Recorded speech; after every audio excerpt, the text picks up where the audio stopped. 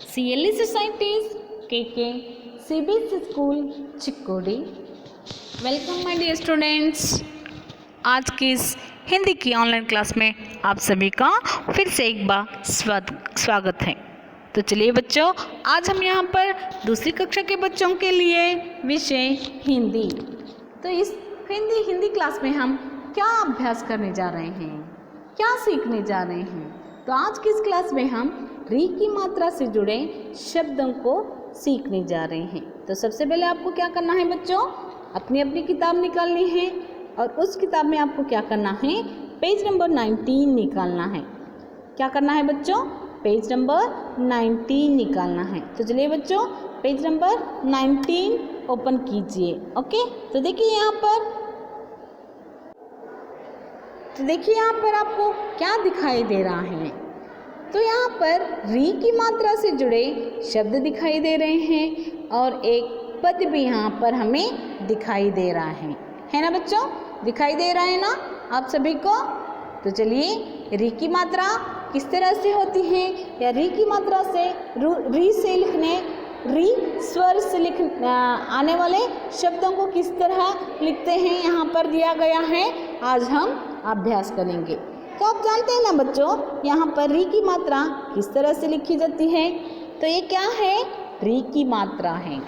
इसे हम क्या कहते हैं बच्चों, री की मात्रा कहते हैं। जैसे कि हम यहाँ पर री, ये क्या है, री स्वर है और इसे हम री की मात्रा कहते हैं। री को हम किस तरह से लिखते हैं, देखो यहाँ पर क को री की मात्रा लगाते हैं और यहाँ पर इस तरह से लिखा जाए तो ये क्या है बच्चों, कृषि। तो री की मात्रा जो होती है इस तरह लगाकर शब्दों की रचना कर सकते हैं। ओके, इस तरह से हम क्या कर सकते हैं बच्चों, री की मात्रा को लगाकर यहाँ पर शब्दों की रचना कर सकते हैं। चलिए बच्चों, रू स्वर से आने वाला शब्द कौन सा है। जैसे कि हम यहाँ पर जानते हैं, रू स्वर से आने वाला शब्द कौन सा है, ऋतु। क्या है बच्चों, ऋतु।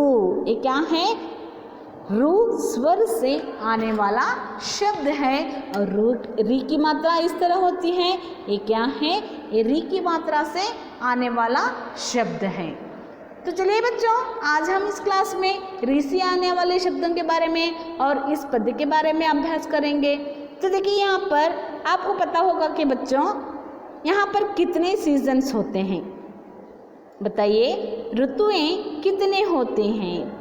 यहाँ पर ऋतु 3 प्रकार के होते हैं। जैसे कि हम यहाँ पर जानते हैं कि सीजन्स कितने होते हैं बच्चों, 3। और यहाँ पर वसंत ऋतु भी एक सीजन होता है। ओके, तो ज़्यादातर यहाँ पर विंटर, रेनी और समर सीजन को हम कंसीडर करते हैं, है ना बच्चों।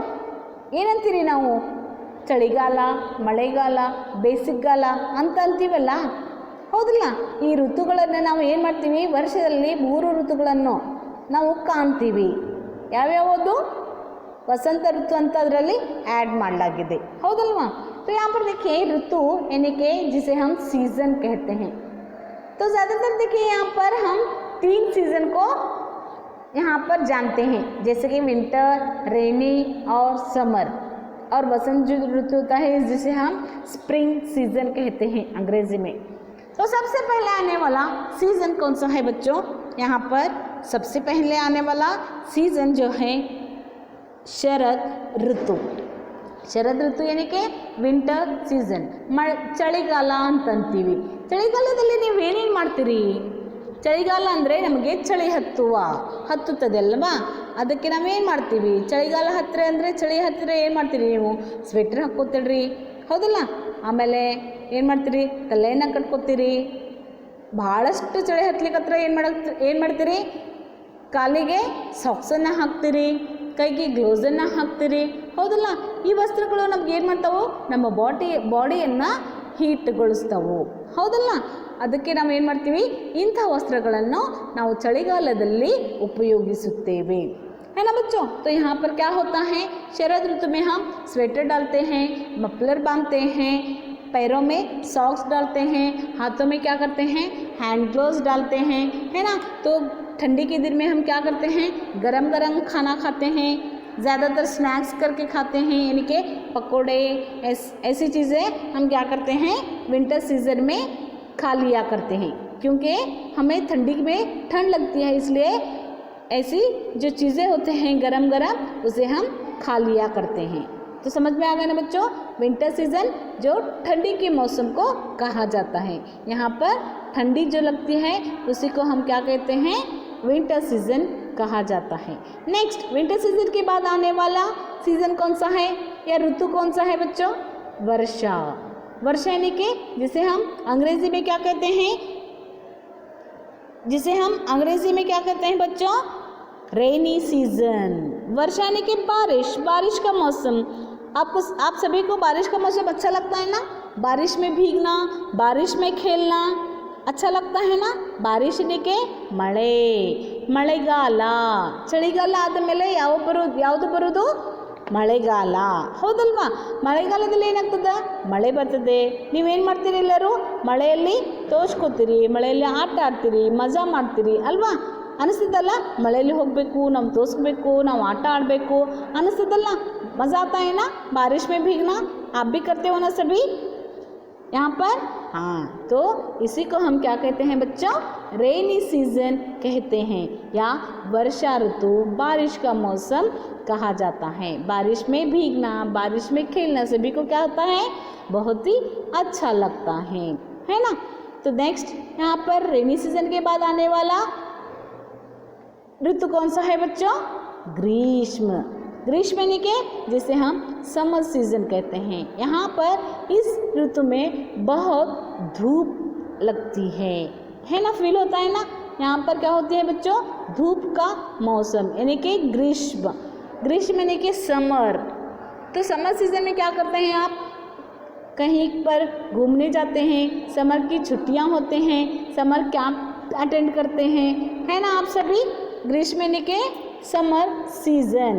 यहाँ पर हमें क्या होता है बच्चों? बहुत सारी धूप यहाँ पर हमें दिखाई पड़ती है। सन है ना बच्चों? तो धूप आती है, धूप लगती है। समर सीजन में हम बाहर कहीं भी घूमने के लिए जाना हो तो क्या करते हैं? छाता लेकर जाते हैं, क्योंकि धूप की वजह से, है ना? तो यहाँ पर क्या होता है बच्चों? समर सीजन में जो है यहाँ पर कॉटन की क्लोथ्स पहने जाते हैं। समर सीजन में क्या करते हैं बच्चों? कॉटन क्लोथ्स पहने जाते हैं जो हमारे बॉडी को ठंडा रखते हैं। तो इसीलिए ग्रीष्म ऋतु में हम क्या करते हैं? ज़्यादातर लोग कॉटन कपड़े पहनते हैं, है ना बच्चों?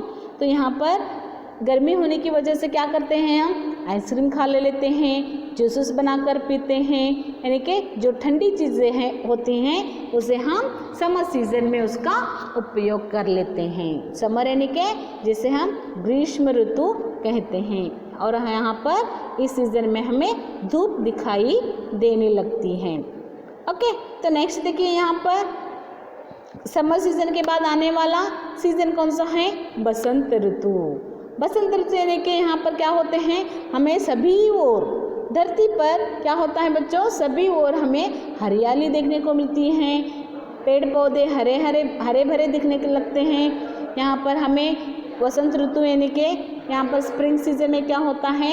फल लगते हैं, फूल लगते हैं, ऐसे हरियाली, धरती हमें हरियाली दिखने को मिलती है जहाँ पर, जिसे हम वसंत ऋतु कहते हैं। ಹೌದಲ್ಲ? ವಸಂತ ಋತುದಲ್ಲಿ ನಾವು ಏನು ಮಾಡ್ತೀವಿ? ಗ್ರೀಷ್ಮ ಋತು ಆದಮೇಲೆ ಏನು ಬರ್ತದ? ವಸಂತ ಋತು ಬರ್ತದ. ಅವಾಗ ನಾವು ಏನು ಮಾಡ್ತೀವಿ? ಭೂಮಿ ಎಲ್ಲ ಹೇಗೆ ಕಾಣ್ತದ? ಹಚ್ಚ ಹಸಿರಾಗಿ ಕಾಣ್ತದ. ಗಿಡಗಳು ಎಲ್ಲ ಚಿಗುರು ಬಿಡ್ತಾವು, ಆಮೇಲೆ ಹೂಗಳು ಬಿಡ್ತಾವು, ಕಾಯಿ ಹಣ್ಣುಗಳು ಬಿಡ್ತಾವು, ಹೌದಲ್ವಾ? ಅದಕ್ಕೆ ನಾವೇನಂತೀವಿ? ಸ್ಪ್ರಿಂಗ್ ಸೀಸನ್, ವಸಂತ ಋತು ಅಂತೀವಲ್ವಾ? ಅದಕ್ಕೆ ನಾವು ತಿಳ್ಕೋಬೇಕು सीजन्स ಎಷ್ಟು ಅಂತ ಕೇಳಿದರೆ ಏನನ್ನಬೇಕು? यहाँ पर 3 और 4 बसंत ऋतु भी इसमें ऐड किया जाता है। ओके, तो ऋतुएं कितनी हैं बच्चों? ऋतुएं 4 होती हैं, जैसे कि शरद ऋतु, वर्षा ऋतु, ग्रीष्म ऋतु और वसंत ऋतु। इन्हीं को हम अंग्रेजी में winter season, rainy season, summer season. हाँ, तो यहाँ पर नेक्स्ट क्या होता है? स्प्रिंग सीजन कहते हैं। तो यहाँ पर चित्र भी आपको दिखाई देते हैं, जैसे कि विंटर सीजन किस तरह का होता है, रेनी सीजन किस तरह का होता है, और समर सीजन में हम किस तरह से यहाँ पर क्या करते हैं। यहाँ पर दिखाई दे रहा है बच्चे क्या कर रहे हैं, पानी में खेल रहे हैं क्योंकि धूप की वजह से, है ना। तो नेक्स्ट यहाँ पर आने वाला सीज़न कौन सा है, स्प्रिंग सीज़न।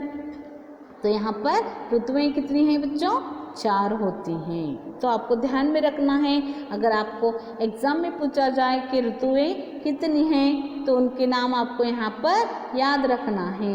ओके, तो नेक्स्ट देखिए यहाँ पर गाओ गाओ गाओ गाओ, यानी कि गाना आपको गाना है। यहाँ पर क्या किया गया है बच्चों, गाना, एक छोटा सा पद्य दिया गया है, उसे आपको क्या करना है, रीड करना है।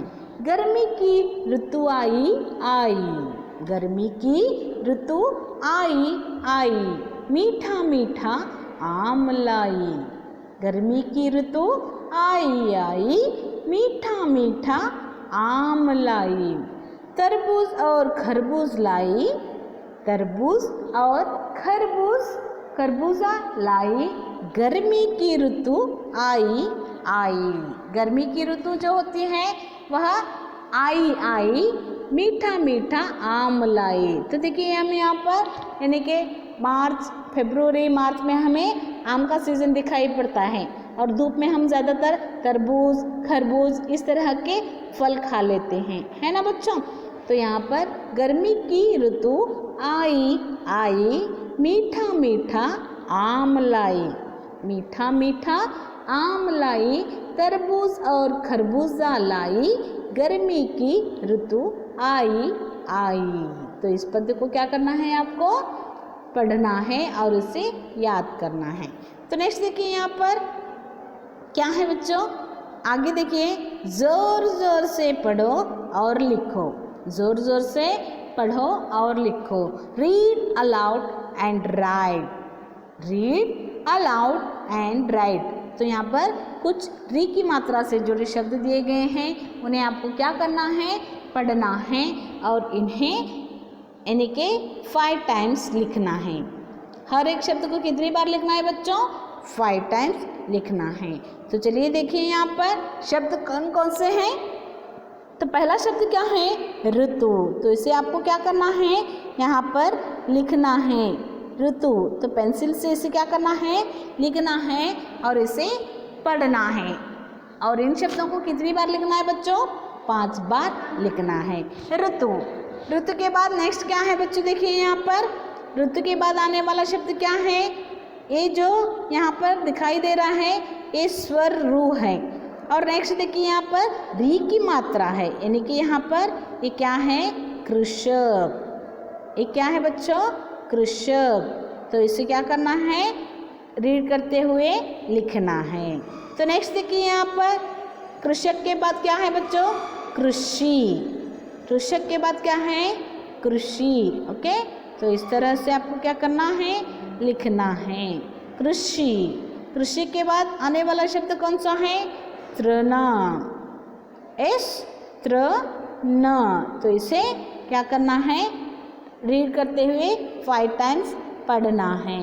तो नेक्स्ट देखिए यहाँ पर क्या है बच्चों, नेक्स्ट कौन सा शब्द है यहाँ पर, वृक्ष। ओके, तो वृक्ष को क्या करना है, लिखते हुए 5 टाइम्स लिखते हुए इसे पढ़ना है, वृक्ष। वृक्ष बाद क्या है बच्चों, यहाँ पर वृक्ष के बाद क्या आता है, मृग। क्या है, मृग। तो यहाँ पर इसे क्या करना है, मृग 5 टाइम्स लिखकर उसे पढ़ना है। ओके, तो समझ में आ गया ना बच्चों, इन शब्दों को क्या करना है, पढ़ना है, पद्य को पढ़ना है, और ऋतुएं कितनी हैं ये आपको जानना है। ओके, तो चलिए बच्चों, आशा करती हूँ कि आज का यह क्लास आपकी समझ में आ गया होगा। नेक्स्ट क्लास में हम फिर मिलेंगे, तब तक के लिए bye, take care, have a nice day.